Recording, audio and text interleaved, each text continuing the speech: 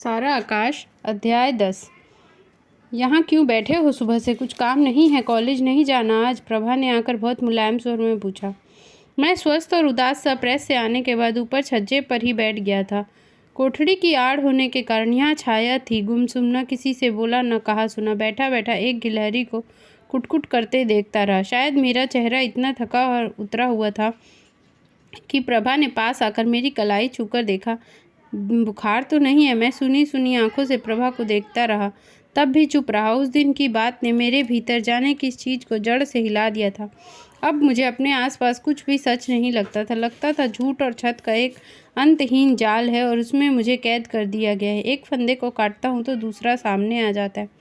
यह प्रभा, यह भी वैसी ही निकली। इसी को लेकर मैंने अपने सुनहरे भविष्य के सारे सपने संजोए थे। जब भी मैं उसे देखता मेरे मन में सवाल अपने आप गूंज जाता। फिर मैं चुपचाप नीचे आंगन में देखने गया। नीचे चूड़ियों से भरा बड़ा भारी सा डला रखा था। इधर उधर मोटा मैला सा कपड़ा लगा था ताकि चूड़ियाँ फूट न जाएं। हरी, नीली, लाल, सुनहरी तरह तरह की चूड़ियों की मालाएं बड़ी सावधानी से लिटाई हुई थी। चूड़ी वाली ओट में पड़ती थी और झुक कर भी उसे देखा जा सकता था। नीले नीले फूल पत्ती गुदे उसके हाथ ही कभी दिख जाते थे। जिस हाथ को ये गोदने वाले हाथ चूड़ियाँ पहना रहे हैं, वह निश्चय ही भाभी के हाथ है, यह मैं जान गया। उसके अंगूठे के पीछे एक काला सा दाग है। मेरी इस चुप्पी से प्रभा शायद एकदम घबरा गई। वहीं धरती पर बैठकर कंधे पर हाथ रखकर पूछा, तुम बोलते क्यों नहीं? तुम्हें मेरी कसम है, बताओ ना क्या बात हो गई? किसी से लड़ आए क्या? कुछ नहीं। चटके गले से सूखी आवाज़ निकली। मैं जिस तरह बैठा था बैठा रहा, खुली पलकों और सूनी आंखों से जिधर देख रहा था उधर ही देखता रहा।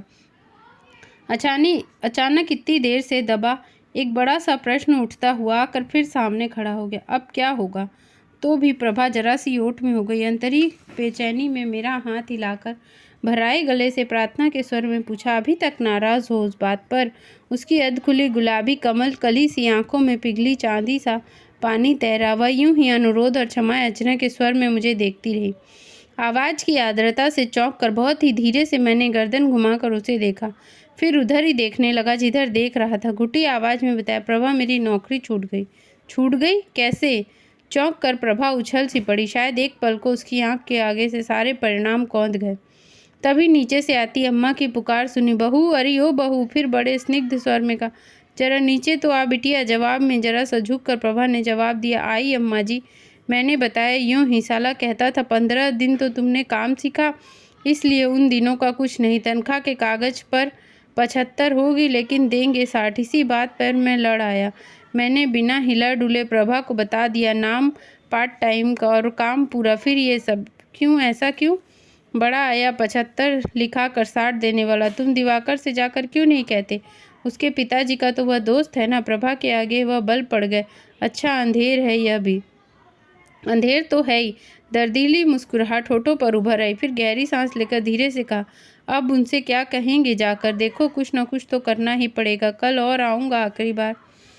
15 दिन के ही सही, कमबख्त कुछ तो दे। इसी उम्मीद में दुनिया भर का उधार चढ़ा लिया है, उन्हें भी तो कहीं न कहीं से चुकाना ही है। फिर अम्मा की आवाज़ आई नहीं। अरे आई नहीं, क्या कर रही है? फिर क्या? लीजिए बातें बाद में। मुझे आश्चर्य हुआ। आवाज़ में अब भी चिकनाई और प्यार है। क्या बात है? जाती क्यों नहीं? अम्मा बुला रही हैं जब से। मैंने पूछा, तुम ही बताओ मैं क्या करूं? चूड़ी पहनने को बुला रही है। अब आजकल तो तुम्हारी बड़ी पूछ हो गई है ना, प्रभा ने परेशानी से जवाब दिया। एकदम गंभीर हो आया। सख्त स्वर में कहा, नहीं प्रभा, चूड़ी उड़ी कुछ नहीं। हमें किसी की झूठी उम्मीद नहीं रखनी और किसी से कुछ नहीं लेना। मेरा चेहरा एकदम भावहीन हो गया। अम्मा ने फिर आवाज़ दी तो मजबूरी की कातर निगाहों से देखती प्रभा बेमन से उठकर नीचे चली गई। मैंने एक बार उसे देखा, लेकिन यूं ही चुपचाप देखता रहा। आधे रास्ते से लौटकर उसने धीरे से कहा, देखो तुम फिक्र मत करो, गई नौकरी तो जाने दो। इतना खून क्यों जलाते हो? मेरे पास घड़ी है, सोने की चूड़ियाँ हैं, ईयरिंग है। आखिर किस दिन काम आएंगे? बाद में बन जाएंगे। यूं ही संदूक में बंद रखे रहते हैं। यहाँ कौन रोज़ रोज़ पहनने की ज़रूरत पड़ती है? थोड़ी देर में आकर निकाले देती हूँ। पढ़ाई तो चलेगी ही।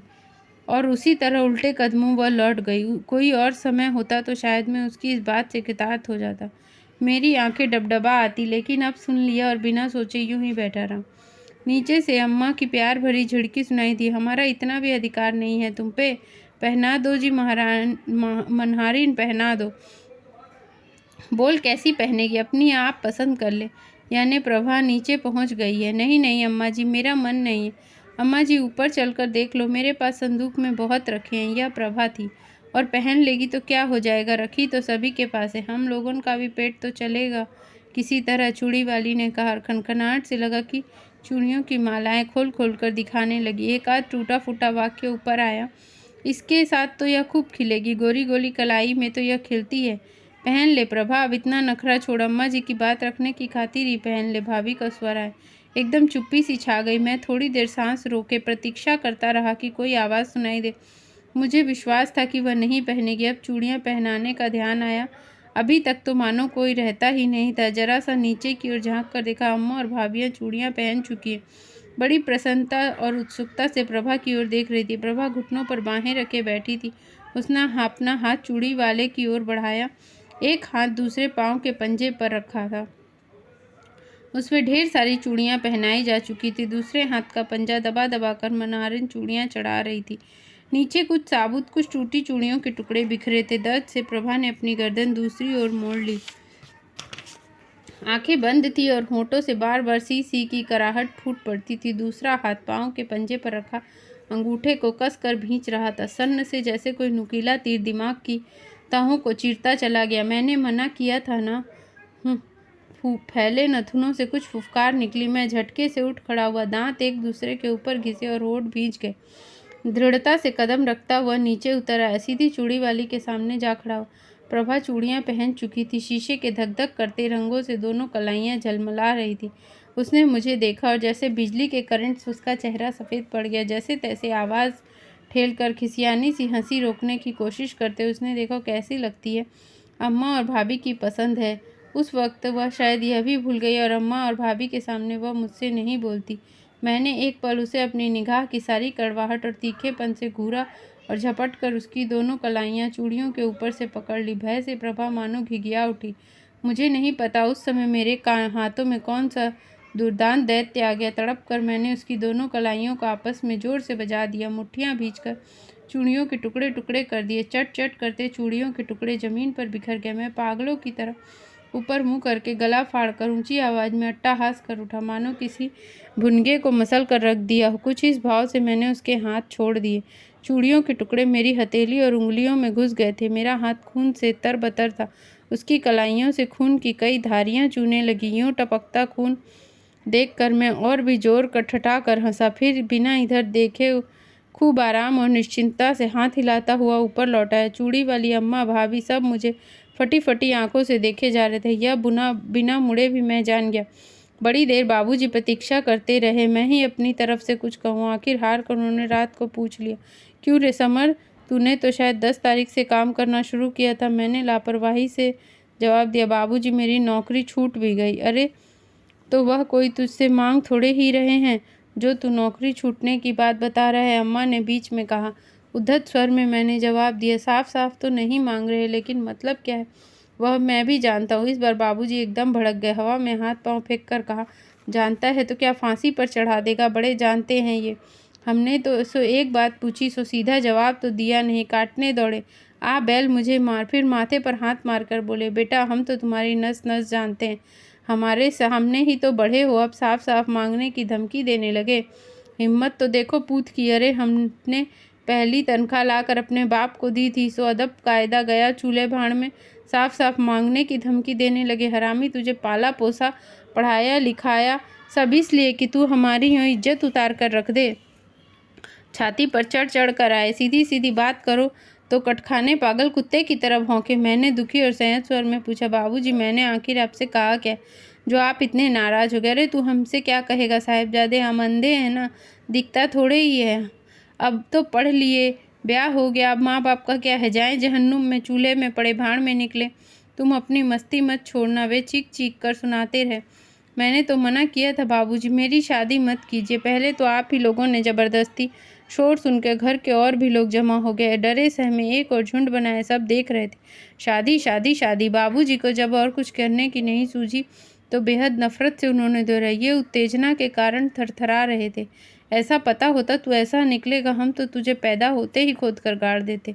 क्या निहाल कर दिया आपने, अब पढ़ा लिखा कर हाथी बना दिया है ना। सो हमारी ही छाती रौंदेंगे। बेटा यही रीत है, खूब नाम ऊंचा कर रहे हो पुरखों का, अब तो पर फूटेंगे ही। घर में अब और कौन है, कुछ रहा ही नहीं। अपनी मर्जी के मालिक हैं, दूसरे भौंकते हैं सो भौंकने दो, कुत्ते हैं अपने आप चुप हो जाएंगे थक कर। सुबह चूड़ियाँ पहनाई सो फोड़ दी लाड साहब ने। किसी का अब थोड़े ही हक रह गया है तुम पर, तुम्हारी बहू पर। तू तो ऐसे ही चला गया ईश्वर के पास से। हम तो सोचे कौन मुँह लगे, समझदार लड़का है, खुद ही सारी बातें समझता है, पर उन्हें तो अच्छे से अच्छा खाने को मिलता है ना, सो उनकी सोचे भलाए। अपने लिए पढ़ ले, अपने लिए कपड़े आ जाए, अपनी बहू का साथ सिंगार हो जाए, बस सब अपना ही हो जाए। जब तक कोई कुछ बोले कहे नहीं तब तक सिर पर चढ़े आते। आखिर जब सुना नहीं गया तो पूछा, बहू के लिए कौन सा साथ सिंगार लाया हूँ बाबूजी, और जवाब दिए चला गया, जवाब दिए चला जाएगा। बाबूजी क्रोध में हकलाने लगे। अचानक गुस्से से कांपते हुए मेरे ऊपर झपट पड़े और भाई साहब अमर उन्हें रोकते ही रह गए। मेरे संभलने से पहले लात घूसे थप्पड़ों की बौछार शुरू हो गई। हाँफते थे और मारते जाते थे। ले ले और दे जवाब, जवाब दे कर देख, लाख बूढ़ा हूँ, 1000 मरा गिरा हूँ, लेकिन तेरी अकल अभी भी ठिकाने लगा दूँ। तू बहुत हाथ से निकल गया है। मैं चुपचाप बैठा बैठा पिटता रहा, घुटते क्रोध की आग में भुनता रहा। एक शब्द भी मुँह से नहीं बोला। शायद यह बात उनके गुस्से में घी का काम कर रही थी। न रोया, न अपने को बचाने की कोशिश की। बाबूजी और भाई साहब ने पकड़ लिया, लेकिन खुद ही डर के मारे थर थर काँप रहे थे।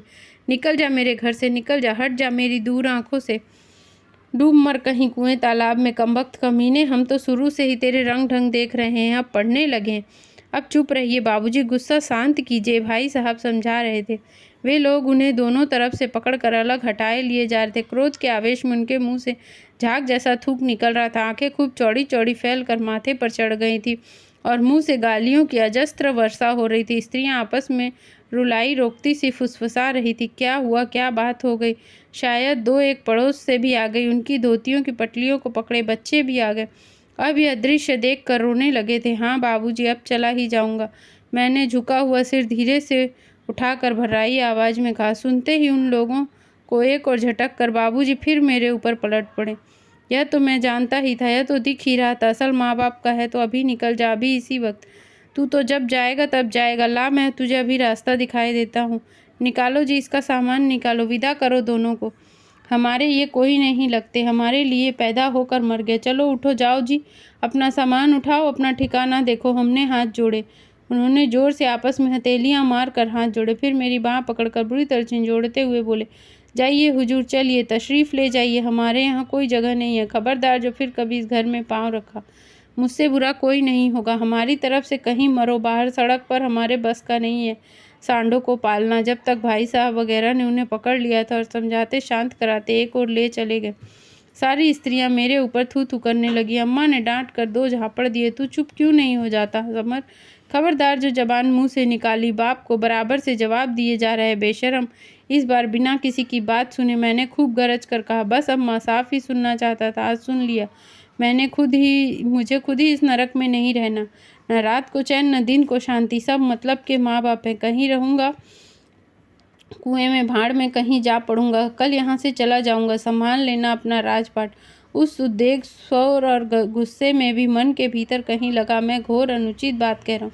बाप से इस तरह नहीं बोलना चाहिए। दूसरी बात बड़ी अजब लगी। कम से कम उस अवसर को देखते हुए मन में आया, क्या राम सीता भी इस तरह लड़ भिड़ कर घर छोड़कर तो नहीं गए थे? भीतर ही अपनी बात पर कोई हंसा भी। बाबूजी ने मेरी बात सुनी तो फिर पलटने को मचले, लेकिन किसी ने नहीं छोड़ा।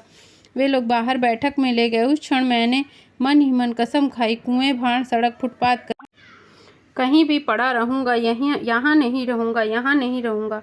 कहीं सही, कहीं भी सही, जहाँ ऊपर छत और नीचे ज़मीन है, लेकिन इस नरक में अब नहीं। भीख मांगो, चोरी करो, दुनिया बहुत बड़ी है। सारा रोना चिल्लाना बंद हो गया। सारे घर बार वाले एक स्वर से भरी भर्त्सना करते रहे, मेरी बदतमीजी पर गालियाँ बकते रहे, लेकिन मैं चुपचाप घुटनों में सिर गड़ाए बिल्कुल चुपचाप बैठा रहा। बस दिमाग में एक ही बात गूंजती रही, यहाँ नहीं, यहाँ नहीं। दुनिया के किसी भी सिरे पर, धरती के किसी भी छोर पर, कहीं भी एक ही तस्वीर कौंधती रही, आगे आगे टीन का बक्सा लादे मैं पीछे पीछे छिटकती चलती प्रभा, शायद उसके पीछे रोता हुआ कुंवर। लोहे की सलाखों पर भुनते हुए कबाब की तरह मैं रात भर अंगारों पर भुनता रहा। विचित्र विचित्र आवाज़ें दिमाग में आती रही। एक पल को भी आंख नहीं लग सकी, लेकिन एक तंद्रा या जड़ती थी जो मेरे ऊपर छाई रही और मैं जागृत और सुसुप्ति के साथ जैसे लटका रहा। मुझे ऐसा लगता रहा जैसे मेरे दिल की जगह किसी ने एक भारी पत्थर रख दिया हो। उसके बोझ से मेरी सांस घुटी जा रही है। पता नहीं दिल डूबने की बीमारी में कैसा लगता है, लेकिन रह रहकर मुझे लगता कोई हार्ट फेल तो नहीं हो गया। शरीर इस तरह सुन्न रहा जैसे मम्मी की तरह मुझे किसी खोल में बंद कर दिया गया है। बिल्कुल ऐसा लगता रहा जैसे केकड़े जैसी कोई चीज़ है जो कांटेदार बाहों में मुझे भींचे मेरे सर में अपनी सूंड गड़ाकर बूंद बूंद मेरा खून चूसे ले रही है।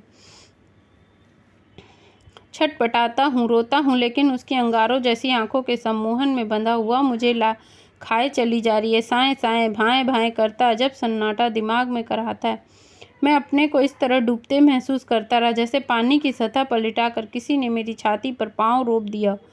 मुझे ऐसा लगता है जैसे रात भर पानी बरसता रहा। बार बार मैं चौंक कर उठ जाता कि अभी बंद हुआ या नहीं। अचानक किसी ने मुझे छुआ तो मैं बुरी तरह हड़बड़ा कर उठ बैठा। ऊपर से चौंक गया, लेकिन भीतर से भीतर मानो उम्मीद कर रहा है जैसे इस तरह मुझे कोई छुएगा मैं उसके इशारे पर बैठकर उसके पीछे पीछे चला जाऊंगा। बड़ी मुश्किल से आंखें खोलकर देखा कौन है। कलाई में पट्टियां बंधे हाथों से बड़ी डरती झिझकती सी प्रभा मुझे छू कर जगा रही थी। 4 बज गए, जाओगे नहीं आज? हाँ, याद आया। शायद रात को कई बार प्रभा ने मेरा माथा छुए थे। माथा पर कुछ मलती रही। मैं उठ बैठा, मुंह धोते हुए सोचा, आज मुझे यह अजब गजब सा क्यों लग रहा है। मैं इस तरह सारे काम क्यों किए जा रहा हूँ, जैसे किसी ने मुझे मंत्र में बांध दिया। मैं अपनी इच्छा के बावजूद सब करता चला जा रहा हूँ। मुझे ऐसा क्यों महसूस हो रहा है जैसे यह हाथ पाँव मेरे नहीं। मैं कहीं दूर, बहुत दूर ऊंची जगह चला गया हूँ और वहाँ से सारी चीज़ें बड़ी धुंधली धुंधली, अस्पष्ट और वास्तविक सी दिखाई दे रही। किसी की भी आवाज़ सुनाई नहीं देती। मुंह धोते धोते अचानक मैंने मुड़कर पूछा, रात को पानी बरसा था क्या? नीचे हम दोनों शायद अकेले थे। प्रभा अंगूठी जलाकर कुछ कर रही थी। मैं नल पर था। प्रभा ने गत्ते के टुकड़े अंगीठी धोकना रोक कर पूछा, पानी कहाँ बरसा था? पानी? और उसकी बात सुनते ही सहसा मुझे याद आ गया। हाँ, मुझे इस घर को छोड़कर जाना है। इससे मुझे कोई मोह नहीं। मुझे घर खोजना होगा, कहीं भी, कितनी भी मुसीबतों से। प्रभा ने छोटे से एल्युमिनियम के कटोरदान में खाना भरकर खाट पर रख दिया। मैंने अभ्यासवश उसे उठाकर जेब में ठूसा। कोट पहनते वक्त हथेलियों में पहली बार दर्द हुआ। शायद कल की चूड़ियों के टुकड़े चुभने की तकलीफ थी। बत्ती बुझाकर एक एक कदम रखता हुआ जीना उतरा। लगा आज पाँव कुछ काँप रहे हैं। जूते की आवाज़ भी कुछ अजब अजब से निकल रही थी। सब कुछ बड़ा अनजाना और अजीब लग रहा था। निचली सीढ़ियों से मुड़कर ऊपर देखा। प्रभा मुझे उतरते देख रही है, लेकिन वहाँ कोई नहीं था। लेकिन अब तक सारे लोग सोए पड़े थे। तभी बाहर किसी ने कुंडी खटकाई तो मैं इस तरह उछल पड़ा जैसे हत्यारा हूँ। बाहर पुलिस आ खड़ी हुई है। एक पल को सकपका गया। घबरा कर चारों ओर देखा, दरवाज़ा खोलूँ या नहीं। फिर सिर के पीछे खुजाता हुआ आगे बढ़ गया। कुंडी खटखटाने के साथ ऊंची आवाज़ ले तार लेना साहब। किवाड़ खोले। लाल साइकिल और खाकी वर्दी वाले पियन तार लिए खड़ा था। दस्तखत करके तार लिया। फिर से उसे साइकिल पर चढ़कर जाते देखता रहा। ऊपर बाबूजी का नाम लिखा था। हल्का सा उजाला होने लगा। एक बार फिर तार को पलट कर देखा। मन में आया तार को ज्यों का त्यों दे दूं। फिर न जाने क्या सोचकर हाथों से लिफाफा फाड़ा। गुलाबी कागज़ पर टाइप की हुई पत्ती चिपकी थी। मुन्नी एक्सपायर्ड। मुन्नी मर गई। एक बार पढ़ा, 2 बार पढ़ा। मेरी समझ में नहीं आया इस जरा से वाक्य का क्या अर्थ है। तार की बात सुनकर बाबूजी और भाई साहब घबराए हुए नीचे उतर आए। कहाँ से आया, क्या लिखा है? मैं बड़े अस्वाभाविक रूप धीरे से हंसा। तार उनकी ओर बढ़ा दिया। कहा, लिखा है मुन्नी मर गई। साफ नहीं लिखा है उसे मार दिया। और बिना उस पर तार की प्रतिक्रिया देखे मैं चला गया। बेहोश और अचेतन। बाद में शायद घर पर रोआ पीटी भी हुई। मैं जानता था प्लेटफॉर्म किधर लगेगा, इसलिए ठीक उसकी उल्टी दिशा में बैठा ताकि जिधर बैठा हूँ उधर ही आने जाने वाले तंग न करे। गाड़ी चलती रही। मैं खिड़की से बाहर सिर निकाले फटी फटी आंखों से सुबह की फुटती रोशनी को देखता रहा। आज बड़े अजब ढंग से सुबह हो रही थी। मस्तिष्क में एकदम अंधेरा था। ऐसा सन्नाटा जैसे अचानक चलते हुए बिजली वाले कारखाने का फ्यूज उड़ गया। सब कुछ रुक रुक कर एक भयानक सन्नाटे में डूबा रहा। एक क्षण तो एक ही आवाज़ थी। रेल की नियमित खरखरट में दिमाग में गूंज रही थी। नसों पर हथौड़े चला रही थी। कानों में पेंडुलम की तरह टकरा रही थी। मुन्नी मर गई, मुन्नी मर गई, मुन्नी को मार दिया, मुन्नी को मार दिया। एक बड़े भारी खंडहर के गुंबद जैसे चिमगादड़ों पर फटकारने की कोई हल्की कातर आतंकोपादनी आवाज़ गूंजे और उसकी ध्वनि प्रतिध्वनियाँ सन्नाटे की लहर तनकर एक के ऊपर एक चढ़कर आती दूसरी लहर की तरह उमड़कर सारे वातावरण में छा जाएं। फिर सब कुछ मौत के गाढ़े सन्नाटे में डूब जाए। फिर अखंड और अभेद अधंक अंधकार। यह आज मुझे क्या हो गया? मैंने खुद अपने माथे पर हाथ फेरा, धीरे धीरे हथेली से ठोका। तब अचानक गाड़ी एक झटके साथ रुक गई। दूसरी ओर स्टेशन आ गया और मुझे यहाँ उतरना था। मैंने एक बार प्लेटफॉर्म पर निगाह डाली और बैठा बैठा खिड़की से झांक कर अपनी तरफ के प्लेटफॉर्म को देखने लगा। बीच में ही 3 चमकदार पटरियाँ बिछी थी। तब प्लेटफॉर्म का उठान था। अंधेरा अब कतई नहीं था, लेकिन स्टेशन की बत्तियां अभी भी जल रही थी। सामने वाले प्लेटफॉर्म के दूसरे सिरे पर जमादार झाड़ू लगा रहा था और धूल के गुब्बारे उसके चारों ओर छाए थे। उसने मुंह पर कपड़ा बांध रखा था। मैं इस तरह बैठा रहा जैसा उतरना ही न हो। पर रेल ने सीटी दी तो अचानक ख्याल आया, अरे मुझे तो यहीं उतरना। झट दरवाज़ा खोला, नीचे सीढ़ियों पर उतर आया। खाली पटरियों पर पांव रखा ही था। देखा इन पटरियों पर दूसरी दिशा से शायद कोई गाड़ी दिल्ली से चली आ रही है। दूर सड़क के पुल के नीचे बड़ा सा इंजन प्रति क्षण पास आता चला जा रहा था। झटकों के साथ इंजन धुआं छोड़ता और लोहे की चमकदार पटरियां खनन करके कांप उठती। भयंकर दैत्य जैसे लुढ़कता चला जा रहा था। सहसा भीतर से जैसे बात उछली, अगर मैं अपने आप को इसके सामने डाल दूं तो?